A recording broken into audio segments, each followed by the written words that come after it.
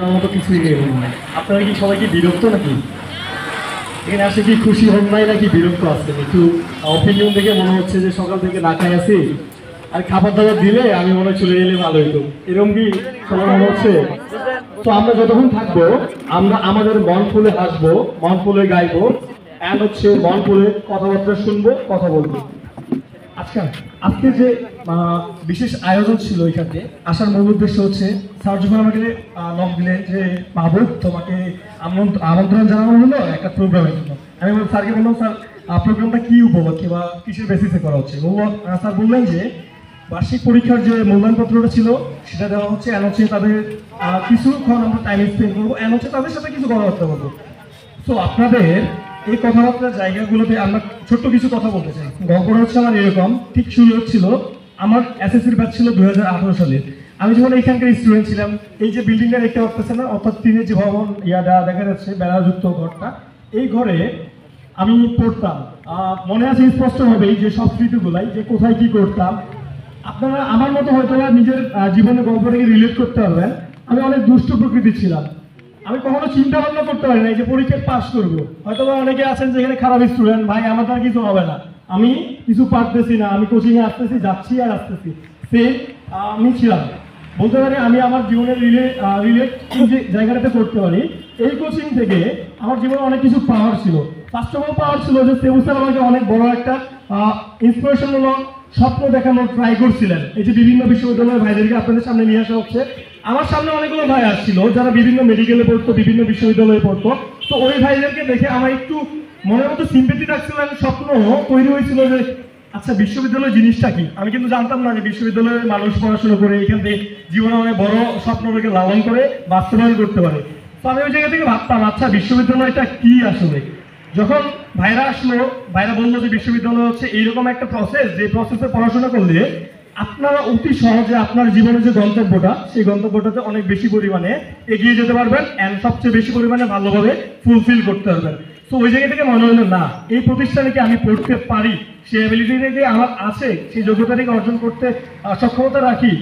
যখন দেখি আমার আমল নামা নিজের যে শূন্যের কোটা, শূন্য বলবো না মাইনাস, বিকজ কি ছিলাম অনেক বেশি পরিমাণে ব্যাক বেঞ্চার স্টুডেন্ট ছিলাম। আমি কিছু পরীক্ষায় পারতাম না বা কিছু পড়তামও না।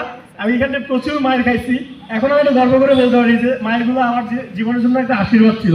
বিকজ এই মায়ের বা প্লাস এই যে জীবনের যে পেনগুলো ছিল, সেই পেনগুলো যদি আমি না পাইতাম, এই যে বাধাগুলো যদি ব্যারিয়ারগুলো যদি আমি না পাইতাম, ওই ব্যারিয়ারগুলো কখনো আমি ওভারকাম করতে পারতাম না ফার্স্ট অফ অল। আচ্ছা, দ্বিতীয়ত আমি ছোট্ট একটা গল্প বলবো। আপনারা কেন বড় বড় স্বপ্ন দেখবেন? ফার্স্ট অফ অল তিনটা জিনিস প্রশ্ন করবেন, হাউ, হোয়াট এবং এই জিনিসটা যে করতেছি এটার পিছনে রিজনটা কি। কি বললাম? তিনটা, হাউ, হোয়াট অ্যান্ড এইটার পিছনে আমার রিজনটা কি বা উদ্দেশ্যটা কি। আচ্ছা, আপনি কোনো একটা কাজ করলেন, ছোট্ট একটা গল্প বলবো। একটা মানুষকে বলা হইলো যে একটা 10তলা বিল্ডিং আছে, সেই 10তলা বিল্ডিং থেকে ঠিক 15 মিটার দূরে, অর্থাৎ 15 মিটার বলতে একটু বেশ ভালো ডিস্টেন্স, 15 মিটার দূরে আরেকটা বিল্ডিং।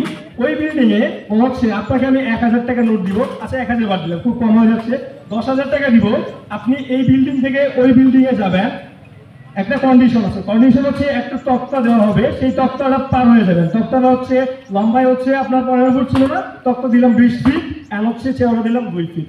এখন 10,000 জন্য আপনার ঝুঁকি আছে জীবনে, উপর থেকে যদি পড়ে যান আলটিমেট ডেথ, বাঁচার কোনো সম্ভাবনা থাকে না। আপনি কি যাবেন ওই জায়গাতে? না। স্বাভাবিক আমার প্রশ্ন থাকবে কেন যাবো ভাই, 10,000 টাকার জন্য আমার জীবনকে উৎসর্গ করে দেবো? না। আচ্ছা, সেম আরেকটা পার্সপেক্ট, ওই বিল্ডিং এ সুন্দর করে আগুন লাগছে, এমন আগুন লাগছে, ভয়াবহ আগুন। ওই আগুনের মধ্যে একটা বাচ্চা চিৎকার করতেছে। এখন ওই বাচ্চাটাকে আপনাকে কি করতে হবে? বের করে নিয়ে আসতে হবে। এখন কি বলেন তো, যাবেন কি যাবেন না? যারা যাবে না তারা সেলফিশ, তারা নিজের জীবনের মূল্যায়ন করতেছে এমনটা না, তার মধ্যে হিউম্যানিটি বোধের বা আমরা যে মানুষ, এই মানবিকতার বোধের জায়গাটা থাকে না। তো আপনারা যাবেন না সবাই? হ্যাঁ, অবশ্যই যাব, আমি যাব। আপনারা অবশ্যই আপনারা মানবিকতার দিক থেকে যাবেন। কেন যাচ্ছেন ভাই? আপনি জানেন লাইফের রিস্ক আছে, ওই জায়গায় তো গেলে তো আমার জীবনে ঝুঁকি আছে। আমি যাবো কি ওই জায়গায়? যাবো একমাত্র ওই বাচ্চাটাকে বের করে নিয়ে আসার জন্য। প্রথমে কেন যাই না? একই বিল্ডিং, একই ফেজ, একই অবস্থা, একই ইভেন্ট, সবকিছু এক, বাট আমি যাচ্ছি কেন? প্রথম ঘটনা ছিল 10,000 জন্য আমার জীবনটাকে আমি রিস্কে ফেলাইতে পারি না। দ্বিতীয় ঘটনা হচ্ছে একটা জীবনকে বাঁচানোর জন্য আমি ওই জায়গাতে যাব অ্যান্ড ওই জীবনটাকে সেভ করে আমি ফুলফিল ভাবে জানি রিস্কটা কম, আমি ওই ডক্টর দিয়ে গেলে নাও পড়তে পারি অ্যান্ড বাচ্চাটাকে আমি সেফলি ওই জায়গা থেকে নিয়ে আসতে পারবো। তো দুইটা ঘটনা ভাবেন একই জায়গা। আপনার জীবনের উদ্দেশ্যটা কি এটা আগে ফিক্সড করেন। আপনার যদি জীবনের উদ্দেশ্য হয়ে থাকে ছোট, আপনি যদি মনে করে থাকেন আরে আসতেছি যাচ্ছি পরীক্ষায় পাশ করলাম এটুকুই আমার জীবনের শেষ, তাহলে হবে না। আপনার জীবনের স্বপ্নটাকে বড় করেন, ওই যে বাচ্চাটাকে বাঁচানোর মতো না, একদম ফুল ডেডিকেটেড, যেটাকে বলা হচ্ছে আত্মার যে মধ্যে ঢুকাই নেওয়া। আপনি এমনভাবে নিজেকে বিল্ড আপ করেন যে জায়গায় আপনার মনে হবে ওইটা আপনার জন্যই ক্রিয়েট করা অ্যান্ড তৈরি করা। ফার্স্ট অফ অল এটা আপনার জীবনের উদ্দেশ্য অ্যান্ড মোটোটাকে ঠিক করলেন। সেকেন্ড অফ অল এই জায়গাতে আপনি কিভাবে যাবেন, এটা একটা বড় কোয়েশ্চেন না ভাই। আমার তো ইচ্ছা আছে, বাট আমি ওই জায়গা থেকে আমি আমার জীবনের স্বপ্ন কি হতে পারে, মেডিকেলে ডাক্তার হতে পারি, ইঞ্জিনিয়ার হতে পারে কি বিভিন্ন ইউনিভার্সিটি থেকে পড়াশোনা করে বিসিএস ক্যাডার হতে পারি, অ্যান্ড হচ্ছে বিভিন্ন রকমের যে অপরচুনিটি রয়েছে বিগ অপরচুনিটি সেগুলোকে আমি নিতে পারি। সো ওই জায়গা থেকে আপনি first of all pick up করেন, আপনি ফার্স্ট অফ অল নির্ধারণ করেন আপনার ডেস্টিনেশন অ্যান্ড ভিশন, আপনি কই যেতে চান, আপনাকে কোথায় আলটিমেট 5-6 বছর পর আপনার অবস্থানটা দেখতে চান, ওই জায়গাটাতে নিজেকে আইডেন্টিফাই করেন। এই জিনিসটা করার পর দ্বিতীয় যেটা বললাম আপনি কিভাবে এই কাজটা করবেন, এটা অবশ্যই একটা বড় রকমের আপনাদের সামনে বাধা না। আচ্ছা এই জায়গাতে কিভাবে করবেন, এটার একটা বড় ইম্প্যাক্টের জায়গায় আপনি আগে ডেডিকেশনলি পড়াশোনা করেন। আপনারা রেগুলার পড়াশোনা কে কে করেন একটু হাত তুলবেন সবাই। রেগুলার পড়াশোনা, বাকিগুলো কি পড়ি না? আমার মতো সবাই কি নাকি সবাই খুব ভালো, অনেক দেখে খুব ভালো লাগলো যে আপনারা অনেক পড়াশোনা করেন, একটু হাতগুলো নামাবেন। সেটা হচ্ছে আপনারা যে পড়াশোনা করতেছেন না, এই পড়াশোনার ফ্লোটা কেমন হওয়া উচিত, অ্যান্ড এই ফ্লোটা হওয়ার জন্য কোচিংয়ে আছে, কোচিংয়ে আসবেন, স্যারের কাছে ইনস্ট্রাকশন নেবেন যে স্যার আমি তো ক্লাস 8-এ আসলাম, 8 থেকে 9-এ কীভাবে যাবো, এই 9-এ যাওয়ার জন্য সবচেয়ে বেটার সলভিং এই জায়গাটা আমি কীভাবে বিল্ড আপ করতে পারি, আমাকে এই কোয়েশ্চেনটা করে যেই জায়গায় উত্তরটা পাবেন সেই জায়গা থেকে নেবেন, অর্থাৎ প্রসেসটা নেবেন। এখানে আরেকটা কোয়েশ্চেন, আমি পড়তেছি ঠিক আছে, প্রথম 2 দিন মোটিভেশন জাগলো, 3 নাম্বার দিন আমার কি হলো, ওই জায়গাটাতে যাওয়ার জন্য আমার আর মোটিভেশন জাগতেছে না। কেমন আমি ফার্স্ট হইতে যাচ্ছিলাম, প্রথম 2 দিন পরে পাঠিয়ে দিলাম, তৃতীয় দিন আসে মনে হলো আর থাক অনেক তো পড়ে ফেলছি, আর আমাকে পড়ার ইচ্ছা হচ্ছে না। এই জায়গাটাকে একটা আমরা বলতে পারি ফোবিয়া, ওয়ান কাইন্ড অফ রোগ বা ডিজিজ টাইপের। এই ডিজিজটাকে উত্তরণ করার জন্য আপনার লাইফে কিছু পেইন রাখতে হবে। সেই পেইনটা কেমন, আপনি যখন একটা আলটিমেট গোল সেট আপ করলেন, ওই গোলে যাওয়ার জন্য আপনার আলটিমেট মানে ওই শব্দটা কেন বাস্তবায়ন করতেছেন, পড়াশোনা কেন করতেছেন, আলটিমেট ভালো জায়গায় যাওয়ার জন্য, ভালো একটা জব করার জন্য, আপনার ড্রিম ফুলফিল করার জন্য, আপনার বাপ মায়ের হচ্ছে স্বপ্নটাকে পূরণ করার জন্য, তাই না? অ্যান্ড আরো অন্যান্য আপনাদের এক্সপেক্ট থাকতে পারে, যে এক্সপেক্টগুলো নিয়ে আপনি ঘুরতেছেন দেখেন তার বাস্তবতা কেমন, আপনি যে অবস্থায় পড়াশোনা করতেছেন সেটা দেখি আদৌ সম্ভব, যদি সম্ভব না হয় ভাই আরো পড়াশোনা বাড়াই দেন। তো দ্বিতীয় প্রসেসটা গেল। 3 নাম্বার প্রসেসটা যেটা বলছিলাম, এই প্রসেস হচ্ছে সবচেয়ে গুরুত্বপূর্ণ, ভাইটাল।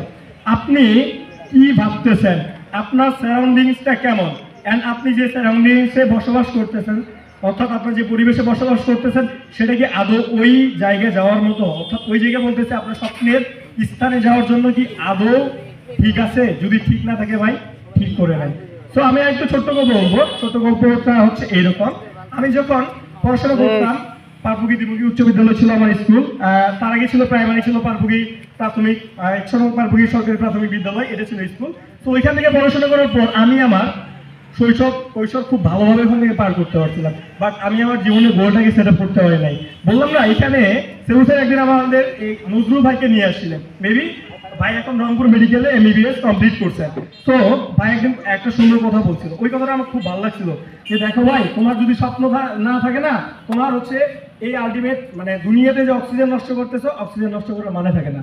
স্বপ্নহীন মানুষ কখনো কি করতে পারে না, বাঁচার অধিকার তেমন একটা রাখতে পারেন। তার মানে ভাই আমি বাঁচিয়ে থাকতে পারবো না, আপনারও কোনো না কোনো স্বপ্ন আছে। আপনার কি স্বপ্ন থাকতে পারে, একটা অ্যান্ড্রয়েড ফোন নিতে পারি, আমি অমুক জায়গায় ঘুরতে পারি, সুন্দর একটা ড্রেস নিতে পারি, এগুলো থাকে না ড্রিম। তো যে কোনো মানুষেরই ছোটোখাটো কোনো না কোনো স্বপ্ন থাকে, বা এই স্বপ্নটাকে আপনারা বড় পর্যায়ে নিয়ে যান, বড় পর্যায়ে নিয়ে গিয়ে দেখেন যে আপনার স্বপ্নটা কত বড়, দেশকে কি দিতে পারতেছেন, আপনার পিতামাতাকে কি দিতে পারতেছেন, আপনার মানে গোটা সারাউন্ডিংসকে কীভাবে ইনফ্লুয়েন্স করতে পারতেছেন। তো ওই জায়গায় ভাই এই কথাটা বলছিল, দেন আমি ভাবলাম আচ্ছা এই জায়গা থেকে তো আমাকেও চিন্তা ভাবনা করা উচিত যে ইউনিভার্সিটির বা এর মানে বেটার হচ্ছে পড়াশোনার প্লেস কোথায় পাওয়া যায়। তো ওই জায়গায় যাওয়ার পর ইন্টারমিডিয়েটে যখন আমি ঠাকুরগাঁও রোড ডিগ্রি কলেজের নাম শুনবেন, ওইখানে পড়ছিলাম। ওই জায়গায় যখন আমি ভর্তি হয়েছিলাম, ভর্তি হওয়ার ফার্স্ট ইয়ারটা মানে পার করলাম চিল মোডে, কোনো পড়াশোনা নাই।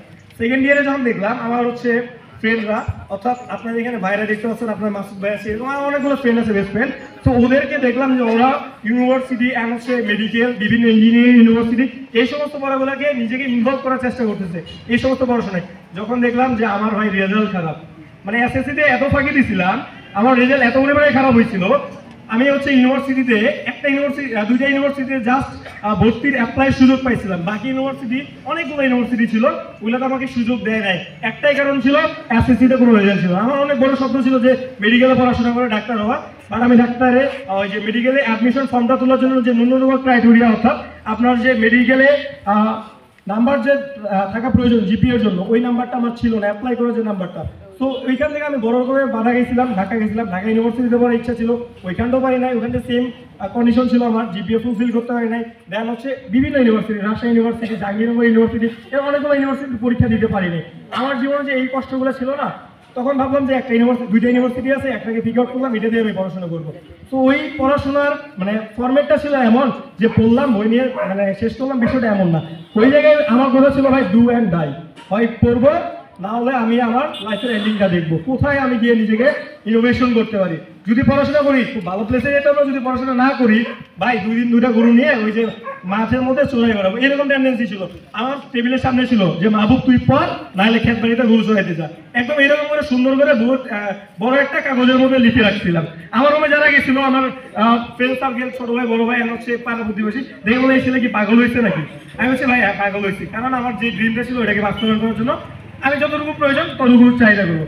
ভাই এমনও দিন গেছে যে পড়াশোনার লেভেলটাকে এমন পর্যন্ত বাড়ানো লাগছে, 24 ঘন্টা না আমাদের সময়টা, 24 ঘন্টার মধ্যে 15 থেকে 18 ঘন্টা পর্যন্ত পড়ার লাগছে। সেটা শুধু আমার গল্প না, আপনাদের যে বাইরে দেখতেছে বিশ্ববিদ্যালয়ে পড়াশোনা করতেছে সবারই একই গল্প, একই মোটো, যে 18 ঘন্টা চারটেখানি পড়াশোনা নয়, মানে অল্প পড়াশোনা বা ওই সময়টা অল্প সময় নয়।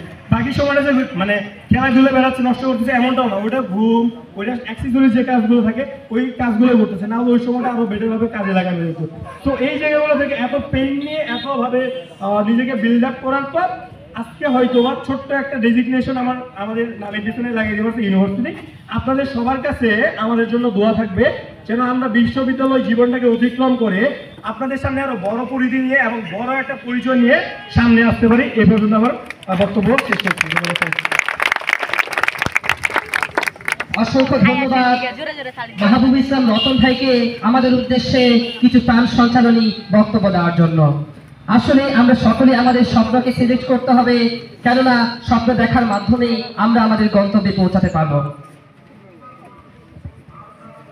আমাদের সেবু স্যার মাঝে মাঝে বলে থাকেন, স্বপ্ন সেটি নয় যেটি আমরা ঘুমিয়ে ঘুমিয়ে দেখি, বরং স্বপ্ন সেটি যেটি আমাকে রাতের বেলা ঘুমোতে দেয় না। আসলে আমরা সকলেই সেভাবে আমাদের স্বপ্নগুলোকে ঠিক করি। যখন আমরা আমাদের স্বপ্নগুলোকে ঠিক করতে পারবো, তখন আমাদের বড় ভাইদের হাত ধরে আমরাও তিনাদের মতো গন্তব্য স্থানে পৌঁছতে পারবো। অসংখ্য ধন্যবাদ মাহবুব ইসলাম রতন ভাইকে। এই পর্যায়ে আমি বক্তব্য দেওয়ার জন্য সবিনয় অনুরোধ জানাচ্ছি জনাব মাসুদ রানা ভাইকে। জনাব মাসুদ রানা ভাইকে বিশ্ববিদ্যালয় department of animal science and veterinary medicine, department of animal science and veterinary medicine.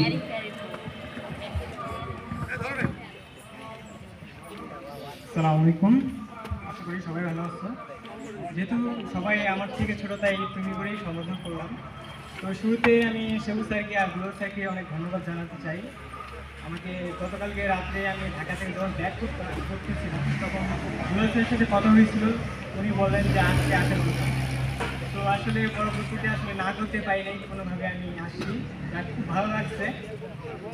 তো আমি কয়েকটা কথা বলতে চাই যেগুলো আসলে আমার মনে হয় তোমরা একটু জাস্ট মনোযোগ দিয়ে শোনা দরকার। আসলে আমরা পড়াশোনা কী জন্য করি? কেউ কি বলতে পারবে আসলে আমরা পড়াশোনা কী জন্য করতেছি? আসলে আলটিমেটলি সবাই পড়াশোনা করতেছি। এখানে আমরা কেউ 6 থেকে 7 উঠলাম, কেউ 8 থেকে 9 উঠলাম, কিন্তু আলটিমেটলি আমরা কেন পড়াশোনা করতেছি? কেউ কি বলতে পারবা? আমাদের গন্তব্যে পৌঁছানোর জন্য। কি গন্তব্য সেটা? নিজেদের লক্ষ্যে পৌঁছানোর জন্য যে স্বপ্নটা দেখেছি। প্রথমত আমরা পড়াশোনা করি শিক্ষার জন্য, যেই শিক্ষা আমাদেরকে আমাদের স্বপ্নগুলোকে আমরা ভবিষ্যতে যেটা করতে যাই সেটা কাজটা যে করব, কাজটা করার জন্য আমার যা যা শিক্ষা প্রয়োজন, জানা প্রয়োজন, তা জানার জন্য আমরা শিক্ষা। হ্যাঁ, গুড। হাততালি ধরে। আমাদের মনে হচ্ছে স্বপ্ন কি? আমরা আসলে দেখি যে আমরা যদি ডাক্তার হইতে পারতাম তাহলে এই আমরা হয়তো বা রাস্তাঘাটে অনেক মানুষজনকে দেখি যারা হচ্ছে চিকিৎসার অভাবে হচ্ছে মানে অনেক দুর্বল মানে খারাপ একটা অবস্থার সিচুয়েশনে পার করতেছে। তো মাঝে মধ্যে তো মনে হয় যে আমরা যদি ডাক্তার হইতে পারতাম তাহলে এই সিচুয়েশনে আমরা রিকভার করতে পারতাম, তাদেরকে সাহায্য করতে পারতাম। তো বিষয়টা হচ্ছে যে তাহলে আমাদের এই যে স্বপ্নগুলো, এই স্বপ্নগুলোর জন্য মূল কথা হচ্ছে যে আমাদের পড়াশোনা করতে হবে।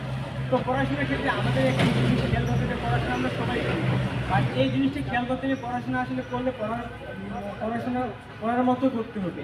আমরা সবাই পড়াশোনা করি, কিন্তু হচ্ছে আমরা যদি ঠিক মতো মানে আমাদের যে ডেডিকেশন, যেটা আমাদের লক্ষ্য, সেটা অনুযায়ী যদি পড়ালেখা না করি, আমরা সবাই পড়াশোনা করতেছি। কিন্তু এখন মনে করো যে কী বলে, আমরা যদি এখন মনে করো যে ফাঁকিবাজি একটা সিস্টেম আছে যে আমরা পড়াশোনা করতেছি, যাচ্ছি আসতেছি, বাট আমাদের যে একটা ইচ্ছা থাকে যে আমরা হচ্ছে এই পড়াশোনা আজকে যে পড়াশোনাটা দিচ্ছি এই পড়াশোনা আমরা আজকে ফুলফিল করবো এবং নেক্সট দিন সেটা আমরা স্যারকে পড়াই দিব। তো এই জিনিসগুলোর জন্য আমার কাছে মনে হয় যে তোমরা সবসময় খেয়াল করবে এটা পড়াশোনাটা একদম সেই পড়াশোনার মতোই করবা। আর আমি এখানে সেবু স্যারের অনেকে ধন্যবাদ দিতে চাই যে আসলে আমাদের একটা বড় একটা প্ল্যাটফর্ম এই জায়গায় যে আমরা আসলে আমাদের যেহেতু গ্রাম এলাকায় আমরা কিন্তু অনেক কিছু জানি না, আমাদের টিচার সংকট আছে, আমাদের ভালো একটা পড়ার গাইডলাইন একটা অভাব আছে। সেদিক থেকে বিজ্ঞান কোচিং সেন্টার আমার কাছে একটা বেস্ট একটা অপশন মনে হয়েছে। পাশাপাশি একটা গাইডলাইন পাচ্ছ যে আসলে এখান থেকে তুমি যে ভবিষ্যতে কোনো কিছু একটা করতে চাও সেই বিষয়ে কোনো নির্দেশনা, দিক নির্দেশনা সব কিছু এখানে তুমি পেতে পারো, ঠিক আছে? সেই জন্য আসলে এটা একটা বড় একটা প্ল্যাটফর্ম। আর আরেকটা বিষয় যে স্যার এখানে একটা সিস্টেম করছে যে আপনাদের হচ্ছে পরীক্ষার সিস্টেমটা, তো পরীক্ষার সিস্টেমটা একটা তোমরা কাজে লাগাও। যে কাজে লাগাও কি হিসেবে যে আমরা এখানে ভালো একটা এখানে পরীক্ষা হচ্ছে যে মনে করো আমরা হচ্ছে ফার্স্ট জন্যই যে লড়বো তা না, আমরা যেন এই পরীক্ষাকে উদ্দেশ্য করে আমরা যেন আমাদের পড়াশোনাটা ঠিক রাখতে পারি, নিজের পড়াটা ঠিক মতো নিয়মিত করতে পারি, সেটা অবশ্যই আমাদের খেয়াল করতে হবে। আর ভার্সিটির বিষয়টা যে আমি যেটা বলবো আসলে ভার্সিটি নিয়ে আসলে খুব একটা আপাতত মাথা ঘামানো খুব একটা দরকার নাই। তবে এটা ঠিক যে তোমরা যারা 9-এ উঠছো এবার 10-এ পরীক্ষা দিবা তাদের ক্ষেত্রে একটা অবশ্যই জিনিস খেয়াল করা দরকার যে আমাদের রেজাল্টটা খুব একটু হওয়া দরকার। যেমন মনে করো আমি মূলত হচ্ছে ইঞ্জিনিয়ারিং প্রিপারেশন ছিলাম, বাট আমার হচ্ছে যখন আমি এসএসসি তখন আমার হচ্ছে ইংলিশে 4 মার্কের জন্য গোল্ডেন ছিল। এরপর আমাদের এইচএসসি বেস্ট ছিল যেহেতু 20, তখন করোনার কারণে আমাদের অটো পাস ছিল, যার কারণে আমার হচ্ছে এইচএসসিতেও হচ্ছে ইংলিশেতে আমার হচ্ছে ক্লাস আসে নাই। তো আলটিমেটলি আমার পরিকল্পনা ছিল আমি ইঞ্জিনিয়ারিং পড়াশোনা করবো এবং সেই অনুযায়ী আমি খুব ভালোভাবেই প্রিপারেশন নিয়েছিলাম, সেটা কলেজ থেকেই ছিল। তো আমাকে কোচিং থেকেও বলা হয়েছিল যে তুমি হচ্ছে ইঞ্জিনিয়ারিং চান্স পেয়ে যাবে। কিন্তু সমস্যা হচ্ছে যখন আমি ক্রাইটেরিয়া জানতাম যে হচ্ছে ইঞ্জিনিয়ারিংয়ের জন্য হচ্ছে ফিজিক্স, ম্যাথ, কেমিস্ট্রি এগুলোতে 90 করে পেলেও হবে, ইংলিশে কোনো নির্দেশনা থাকতো না। তো আমি সেই অনুযায়ী আমি ভাবছি যে আমার তো সেটা আছে ফুলফিল আছে, তাহলে আমি আগাই। তো শেষমেশ দেখা গেল কি যে আমাদের সময় তখন ইংলিশও যেন ক্লাস যেন থাকে সেটা আমাদেরকে বলছে যে ইংলিশ তো ক্লাস পাইতে লাগবে। তো আলটিমেটলি দেখো আমি এতদিন কষ্ট করে পড়লাম, প্রিপারেশনটা নিলাম, কিন্তু আমার আলটিমেটলি কিন্তু আমি পরীক্ষাটাই দিতে পারলাম না। ইঞ্জিনিয়ারিং আমি প্রিপারেশনটা এত 4 মাস থেকে নিলাম, সেই আবার শুরু থেকে আমার প্রিপারেশন ছিল ইন্টারমিডিয়েট থেকে, কিন্তু আমি পরীক্ষাটা দিতে পারলাম না। কেন পারলাম না? কারণ আমার হচ্ছে এইচএসসিতে ইংলিশে ক্লাস ছিল না, আর ওটার প্রভাব কিন্তু এসএসসি থেকেই আসছে। তো এই জন্য তোমরা যারা এখন 9 বা 10-এ উঠছো তাদের জন্য হচ্ছে রেজাল্টটা খুব একটা বড় ইফেক্ট করবে, এখন থেকে করবে। তো সেই জন্য যে রেজাল্টটা যেন ভালো হয় সেটা অবশ্যই মাথায় খেয়াল করতে হবে। আর একটা বিষয় হচ্ছে যে যারা হচ্ছে তোমরা এখন 6, 7, 8-এ আসো তারা আপাতত তোমরা ফোকাস করো যে স্যার যেটা হচ্ছে এখানে পড়াচ্ছে আপাতত সেটা ফুলফিল করে পড়াশোনা করো। স্যার যেটা বলবে সেটা নিয়মিত যদি পড়াশোনা করো তাহলেই হবে, এটাই এলাম। জাস্ট ফাটিয়ে দিবে না, তুমি পারো না পারো সেটা পরের বিষয়, তুমি যে পড়াটা দিচ্ছ সেটা রেগুলার করো, আপাতত এটুকু করলে হবে। আর স্বপ্ন রাখবে যে আমি হচ্ছে একটা মানুষকে সাহায্য করবো, সেই সাহায্য করার জন্য ভার্সিটি কেন দরকার বা মেডিকেল কেন দরকার। আসলে হচ্ছে কি যে মেডিকেল বা ভার্সিটি তুমি যখন যাবা তোমার পরিবেশটা পুরোটাই ভিন্ন হয়ে যাবে। তুমি যখন এখানে আসছো, এখানে হয়তো তোমার এক একজনের এক এক যেমন হচ্ছে ক্রাইটেরিয়া বা এক একজনের এক এক বৈশিষ্ট্য আছে, ঠিক তুমি যখন ভার্সিটিতে যাবা সেখানেও তুমি দেখবে এক একজনের এক এক বৈশিষ্ট্য, প্রত্যেক রকম আলাদা রকম বৈশিষ্ট্য নিয়ে তারা কিন্তু কি চলাফেরা করে তুমি প্রত্যেকজনের কাছ থেকে নতুনভাবে কিছু শিখতে পারবা। এই শিক্ষাটাই তোমার কিন্তু পরবর্তী তোমার যে গন্তব্য, যে মানুষকে সাহায্য করবা, ডাক্তার হবা, কীভাবে ভালো ডাক্তার হবা, কীভাবে বিজনেস করবা, কীভাবে হচ্ছে তুমি হচ্ছে ইউএনও হয়ে মানুষের আইন কানুনে সাহায্য করবা, সেগুলো তুমি কিন্তু ওখান থেকে একটা অনেক কিছু শিখে যাবা। তো এই জন্য মূলত হচ্ছে ভার্সিটিতে একটা বা মেডিকেলে বলো, এই জন্য আসলে ভার্সিটিগুলো মেডিকেল হচ্ছে লক্ষ্য রাখা উচিত। আরেকটা বিষয় হচ্ছে স্যার হয়তো তোমাদের পড়াশোনায় অনেক বকা দিতে পারে। এখন কথা হচ্ছে এটা নিয়ে কিন্তু তোমরা হচ্ছে কখনোই কি মন খারাপ করবে না, সবসময় পজিটিভলি ভাবে নিবা। আর একটা জিনিসে রাখবা, এখানে স্যার যে মনে করো আমরা তোমাদের পড়াচ্ছি, স্যারের পড়া আসলে টাকাটাই শিখবে না, অবশ্যই কিন্তু না। স্যার কিন্তু তোমাদের এই যে মনে করো তোমাদের কথাবার্তা বলতেছে, স্যার কিন্তু চাইলে অন্যভাবে তো ইনকাম করতে পারতো কি না? পারতো। কিন্তু এটা করার উদ্দেশ্য কি, যে তোমাদের একটা যদি গাইডলাইন দেয়, তোমাদের যে ভালো একটা পড়াশোনা দেয়, তোমাদের কিন্তু এখান থেকে তোমরা ভালো একটা সুযোগ তৈরি হয়ে যাবে, তোমরা একটা ভালো কিছু করতে পারবা। তো সেই জন্য কিন্তু স্যারের এই কথাগুলো অবশ্যই ভালোভাবেই নিবা। মনে করবা যে স্যার যেগুলো বলতেছে তোমার ভালোর জন্যই বলতেছে, জাস্ট এগুলো পজিটিভভাবে নিবা, এবং স্যার যে কথাগুলো বলতেছে সেগুলো অনুযায়ী পরবর্তী তুমি নিজের যে ভুল ভ্রান্তিগুলো আছে সেগুলো তুমি ঠিক করে নিবা, তাহলেই হবে। আশা করি মানে এই কয়টা কথাই আমার মনে হয় যে তোমরা একটু ফলো করো, আপাতত এইটুকুই যথেষ্ট তোমাদের জন্য। আর ভার্সিটি বা মেডিকেল এখনোই তোমাদের সেই বিষয়গুলো এখনও সময় আছে, সেটা নিয়ে আপাতত পরবর্তী নিয়ে ভাবলেও চলবে। আপাতত পড়াশোনাটা ঠিক মতো করো, তাহলে হবে ইনশাআল্লাহ। সবার জন্য শুভকামনা। অসংখ্য ধন্যবাদ মাসুদ রানা ভাইকে আমাদের উদ্দেশ্যে দিক নির্দেশনামূলক কিছু সুন্দর বক্তব্য দেওয়ার জন্য।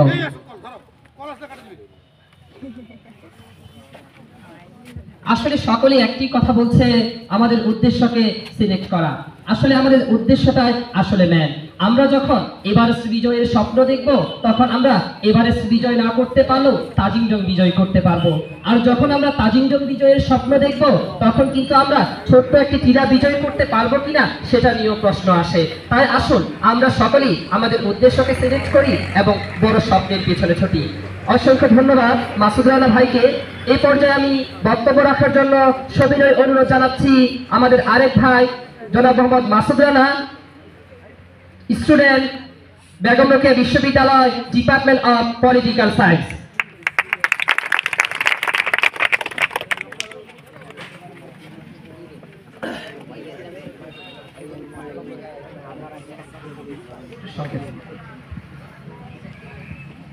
বিসমিল্লাহির রহমানির রহিম। আসসালামু আলাইকুম। কেমন আছো সবাই? আলহামদুলিল্লাহ ভালো। তো শুরুতে আমি সবাইকে অভিনন্দন জানাচ্ছি যারা পরীক্ষায় অংশগ্রহণ করেছিল এবং যারা পরীক্ষায় অংশগ্রহণ করেনি তাদের জন্য আসলে সমবেদনা ছাড়া কিছু নেই। তো বিষয় হচ্ছে যে যারা প্রথম দ্বিতীয় তৃতীয় হয়েছে তাদের মার্কগুলো আমি দেখলাম, আসলে খুবই কম্পিটিটিভ হয়েছে। তো বিষয় হচ্ছে যে যারা পরীক্ষায় অংশগ্রহণ করেনি, যারা করেছিল এবং যারা প্রথম দ্বিতীয় হয়েছে তাদের তিনজনের জন্য বা তিন দলের জন্য তিনটা গল্প বলি ছোট। আসলে যারা পরীক্ষায় অংশগ্রহণ করেনি তাদের জন্য ছোট একটি গল্প। আমি যখন ক্যাম্পাসে যাই, সম্ভবত এখানে আসার 3-4 দিন আগে, তো আমাদের ডিপার্টমেন্টে একটা খেলা হচ্ছিল, ক্রিকেট খেলা। তো সেখানে আমি আসলে খেলতে চাইনি, তো আমার বন্ধুরা বললো যে খেলো, ভালো হবে কি হবে না পরের বিষয়। তো আমি খেললাম, খেলার পর আসলেই আমি সবচেয়ে বেশি ভালো খেললাম। তো এটা বলার উদ্দেশ্য হচ্ছে যারা এখানে অংশগ্রহণ করেনি তারা কিন্তু মানসিক একটা ভয়ের কারণেই অংশগ্রহণ করেনি, এটাই হচ্ছে মূল বিষয়। তাদের যদি সাহস থাকতো তারা অবশ্যই অংশগ্রহণ করতো।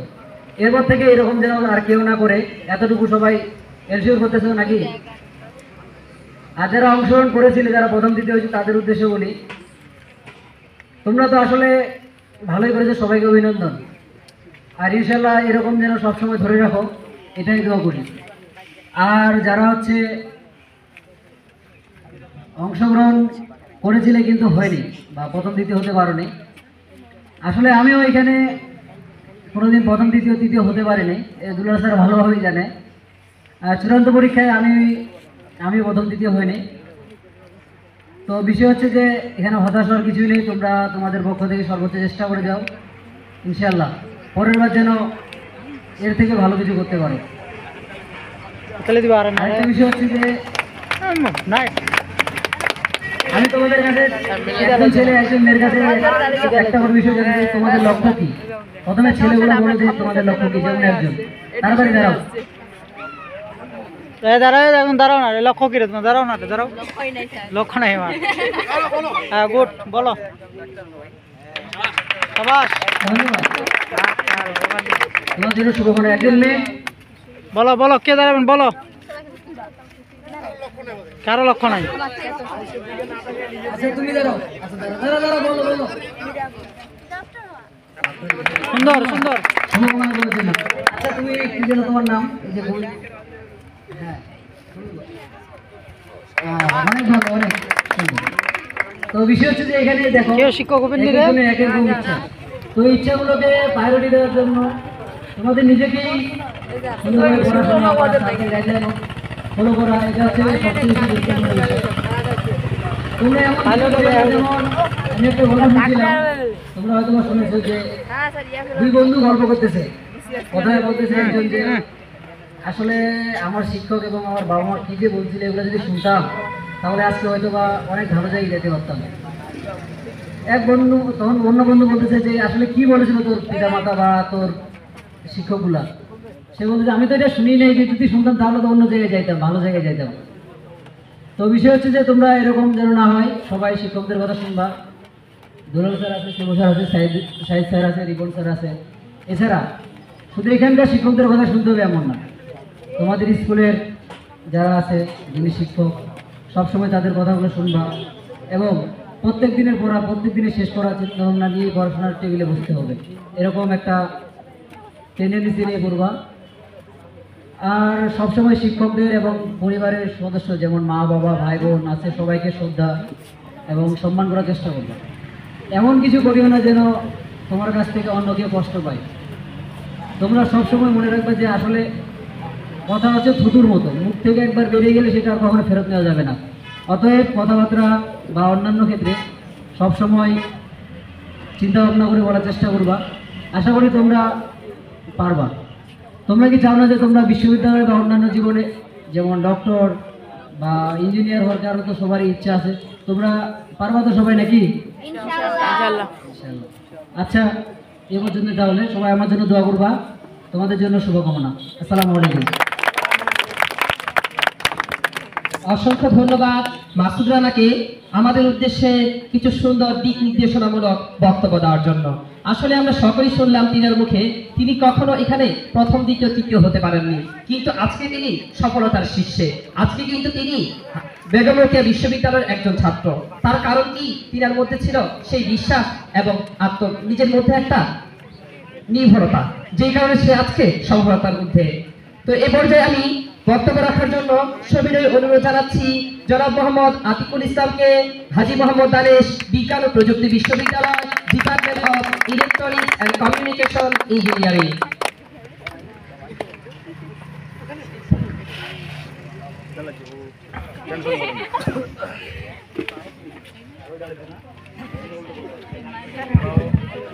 ওকে, শোনো আমি বেশি সময় নিব না, যেটুকু সময় নিব ফুল পার্টিসিপেশন লাগবে তোমাদের, ঠিক আছে?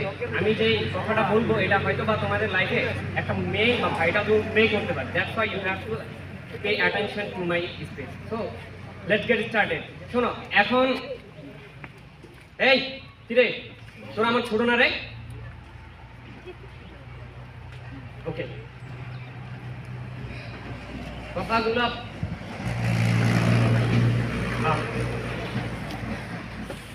আমি দেখে নিচ্ছি যে কেউ আবার অন্যদিকে তাকাচ্ছে কিনা।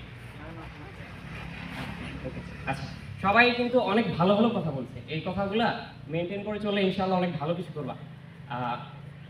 আমি একটা বিষয় খালি কথা বলতে চাই, যেটা হচ্ছে কেমনে একটা টার্গেট অ্যাচিভ করা যায়। লাইফের প্রত্যেকটা অ্যাসপেক্টে আমাদেরকে টার্গেট অ্যাচিভ করা যায়। যেমন এখানে স্যার এখন হচ্ছে টোকন কালেক্ট করতেছে, যেগুলা দিয়ে হচ্ছে কি করবে, ড্র করে পুরস্কার দিয়ে দিবে। সো এখানে একটা টার্গেট ছিল না তোমাদের পার্টিসিপেট করানোর জন্য, তোমাদেরকে পার্টিসিপেট করার জন্যই কিন্তু এই ফাংশনটা, বুঝতেছো তো? যাতে তোমাদের সবার পার্টিসিপেশন থাকে।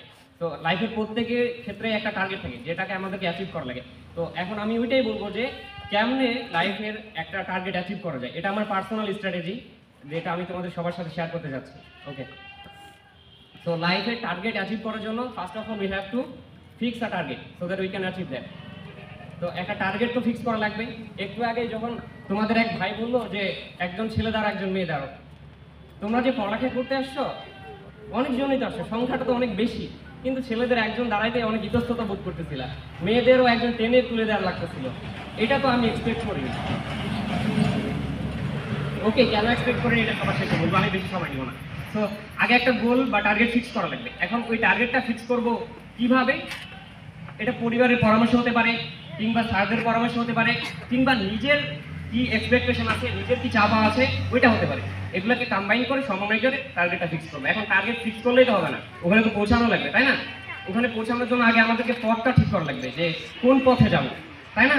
পথটা কতটুকু এটাও মেজার করা লাগবে। তো পথটা মেজার করার জন্য আমাদের গাইডলাইন দরকার। এখন মনে করো আমি এখান থেকে ঢাকা যাব, আমি যাইনি কখন, তো আমি তো একাই যেতে পারবো না। আমরা কি করি এখন? আমরা তো এখন স্মার্ট সিটিজেন, এখন হচ্ছে আমরা ইন্টারন্যাশনাল সিটিজেন, আমরা হচ্ছে জিপিএস সিস্টেম ইউজ করবো। তো ওইটা আমাদেরকে গাইড করতেছে কিনা, যে কোন দিকে যাওয়া লাগবে, কখন যাওয়া লাগবে, কিভাবে যাওয়া লাগবে, গাইড করতেছে কিনা? তো একটা পথ ট্রাভেল করার জন্য তোমার যেভাবে জিপিএস সিস্টেম গাইড করে, ঠিক তেমনি তোমার পরিবার এবং এক্সপার্ট যারা আছে লাইক আমাদের টিচাররা, ওনারা তোমাকে গাইড করবে ওই পথে যাওয়ার জন্য। এখন পথ কিন্তু সোজা হতে পারে, বাঁকা হতে পারে। লাইফের পথ কিন্তু সোজা হয় না, লাইফের পথ অনেক সময় বাঁকাও হয়। তো লাইফের পথ বাঁকা, ওই বাঁকা অংশটুকু অতিক্রম করা, তোমাকে তো সোজা পথ অতিক্রমের পদ্ধতি শিখাই দিল, বাট ওই বাঁকা পথ তো শিখায়নি, কিংবা তোমার তো টিচার দিয়ে ওই বাঁকা পথটা পার করে দিতে পারবে না, ওইটা তোমাকেই পার করা লাগবে। দ্যাটস হোয়াই তোমাকে ওইখানে কিছু টেকনিক অবলম্বন করা লাগবে। আমাদের লাইফে বাধা আসবে যেগুলাকে আমি ওই বাঁকা মোড় হিসেবে চিহ্নিত করতেছি, ঠিক আছে? তো ওইটাকে কেমনে আমরা ওভারকাম করি? ওইটাকে ওভারকাম করার জন্য ফার্স্ট অফ অল আমাদেরকে আমাদের মাইন্ডকে ডিফিট করতে লাগবে। কর্নেল ডোগারকে কেউ চেনো? UFC boxer. ও বলছিল যে আমি করার আগে ওইটা চিন্তা করি, কল্পনা করি, আমি ফলাফল দেখার আগে আমি আমার মাথায় দেখি যে হয়ে গেছে এটা, তারপর এটা বাস্তব হয়েছে। ফর অ্যান এক্সাম্পল, আমরা আজকে সকালে অনেক কাজই করছি। লাইকওয়াইজ আমার কথাটাই বলি, আমি ঘুমানোর আগে, কালকে 2টায় ঘুমাইছি, রাত 2টায় ঘুমানোর আগে আমি কল্পনা করছি আমি ভাইয়ের সাথে আসবো, এখানে আসে তোমাদেরকে কিছু পরামর্শ দিব। এটা কল্পনা করছি আগে, and this is the result. So you have to imagine first, then the outcome will come. So এভাবে হচ্ছে তোমাদেরকে ওই প্রবলেমটাকে ডিফিট করার জন্য, ওভারকাম করার জন্য আগে ওইটার জন্য তোমার মাইন্ডকে ডিফিট করা লাগবে, সো দ্যাট তুমি ফিজিক্যাল ওয়ার্ল্ডের যে প্রবলেমগুলো, এখন একটা প্রবলেম নেই, তাহলে হচ্ছে বিষয়টা বুঝতে সুবিধা হবে। মনে করো আমার আব্বু আমাকে ইম্পোজ করতেছে, মানে বাধ্য করতেছে যে তুই খেলিস না, ঠিক আছে? এখন আমার মন চাচ্ছে অনেক খেলার, তাহলে আমি কি করব? আমি জানি আমার খেললে ভালো হবে, ফিটনেস ভালো থাকবে। সো ওইখানে মাইন্ডকে কেমন ডিফিট করবা? মাইন্ডকে এভাবে ডিফিট করবা যে হচ্ছে দেখো আব্বু আমার যেতে নিষেধ করতেছে, কি হয়েছে? আমি গেলে আমার লাভ হবে এটা আমি জানি, আমার আব্বুকে আমি এখন বুঝাতে পারতেছি না এবং উনি বুঝবেনও না। সো আমি আমার মাইন্ডকে এভাবে ডিফিট করাবো যে হচ্ছে দেখ মন বুঝে এটা করলে হচ্ছে আমার সুবিধা হবে, আমার লাভ হবে। সো আমার আব্বুর কথা শুনে আমার লাভ নেই। এখন ক্ষেত্র বিশেষে এটা ডিফারেন্ট হতে পারে, কারণ আমাদের ফ্যামিলিয়াল ইথিক্সও আছে, পারিবারিক শিক্ষাও আছে। সো এইভাবে তুমি তোমার মনকে পরাজিত করে ভার্চুয়াল ওয়ার্ল্ড থেকে ফিজিক্যাল ওয়ার্ল্ডে ওইটার আউটপুটটা নিয়ে আসলাম। আমি কতগুলো জটিল বলে ফেলতেছি না, সরি, আরেকটু সোজা করার চেষ্টা করি। এভাবে হচ্ছে তুমি তোমার প্র্যাকটিক্যাল লাইফের প্রবলেমগুলোকে সলভ করতে পারবা। আগে হচ্ছে মাইন্ডে ওইটাকে সলভ করা লাগবে, তারপর এই যে ফিজিক্যাল ওয়ার্ল্ড মানে ভৌত জগৎ, এই জগতে হচ্ছে ওইটা সলভ হবে, আগে মাইন্ডে করা লাগবে। ল অফ অ্যাট্রাকশন, কোয়ান্টাম ফিজিক্সের একটা কথা আছে যেটা তোমরা বুঝবা না, এই জন্য বললাম না আর কি। তো নেক্সট ভাবে চলে যাই। তাহলে হচ্ছে তুমি ওই বাঁকা মোড়টা এখন পার হয়ে যাও। এখন তুমি শুধু যে তোমার সামনে বাঁকা মোড়ি আসবে এমনটা না, তোমার সামনে এরকম কিছু ভালো জিনিস আসবে যেগুলো তোমাকে মোটিভেট করবে। আমরা ত্বরণ করছি না, ত্বরণ কি করে? এক্সিলারেট করে না, ত্বরণিত করে না? তো আমাদের লাইফে কিছু ভালো জিনিস আছে যেগুলো আমাদের পথ চলাটাকে সহজ করার জন্য, তাড়াতাড়ি পথ অতিক্রমের জন্য ত্বরণিত করবে, এক্সিলারেট করবে। কি করবে? মোটিভেশন। মোটিভেশন না, আমরা তো মোটিভেশনের জন্য আসছি। ওকে, সো মোটিভেশনটা আমরা করতে পাবো, আমরা দুইটা জায়গা থেকে মোটিভেশন পাবো। এক হচ্ছে আমরা যে টার্গেটটা ফিক্স করছি না, ওইটা আমাদেরকে মোটিভেট করবে। কেমনে বলো দেখি? মনে করো আমি হচ্ছে ডাক্তার হবো, দুইজন বললাম, একজন বললো ইঞ্জিনিয়ার হবো, নাইস। সো ওই যে তুমি টার্গেটটা ফিক্স করছো না, টার্গেটটা ইঞ্জিনিয়ার আর ডক্টর হও না, ডক্টর হলে কি কি ফ্যাসিলিটিস পাওয়া যায়, একজন ইঞ্জিনিয়ার হলে কি কি ফ্যাসিলিটিস পাওয়া যায়, আমি তো পাচ্ছি, আমার দেশ আমার জাতি আমার থেকে কি সার্ভ পাচ্ছে, এগুলো ম্যাটার করে না? এগুলো শুনতেই বা বুঝতে ভালো লাগতেছে না? লাগতেছে কি না? তো এটা তোমার মোটিভেশন হিসেবে কাজ করতে পারে। এটা কিন্তু পার্মানেন্ট না, এটা টেম্পোরারি। এখন আসি পার্মানেন্ট। পার্মানেন্ট মোটিভেশন কি জানো? আমি লোয়ার মিডল ক্লাস ফ্যামিলি থেকে বিলং করি, তো আমি আমার পার্সপেক্টিভটাই বলি। আমার ক্ষেত্রে মোটিভেশনের মেইন যে থিমটা ছিল আমার পরিবার।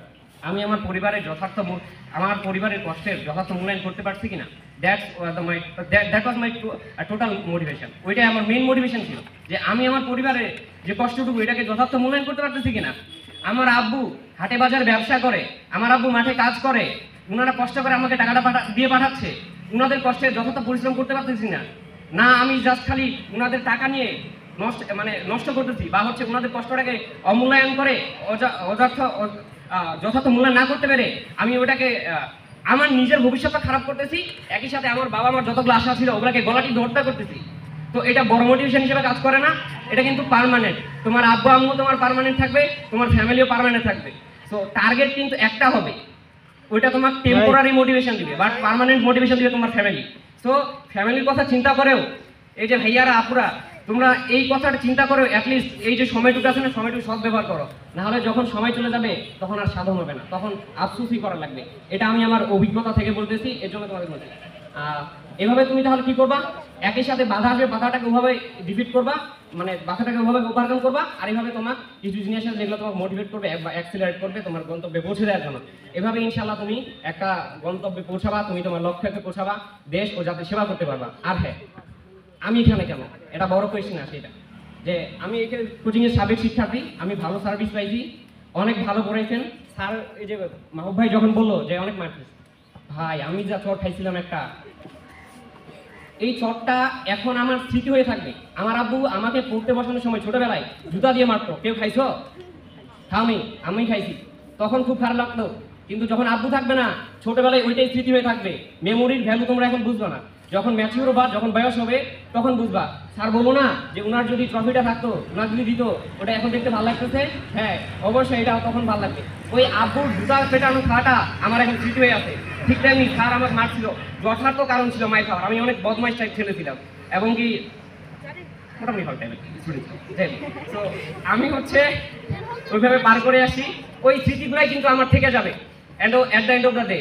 সো ওগুলাকে কাজে লাগানো লাগবে। আমি এই জন্যই আসি, স্যার আমার ডাকছে এই কোচিংয়ের সাবেক শিক্ষার্থী, এই জন্য। আরেকটা কারণ আছে, আমার পার্সোনাল কারণ। আমি কেন আসি জানো? আমি কাল রাত 2টায় ঘুমাইছি, ভাইকে ডেকে দিছি, আমরা একে মেসে থাকি, ভাইকে ডেকে দিছি। ভাই বললো যে এত তাড়াতাড়ি না রাখলে পারতিস রে, এখন ঘুম পাচ্ছে প্রচুর। আমি বললাম সুপার ঘুম পাচ্ছে ভাই, ঘুম না খালি।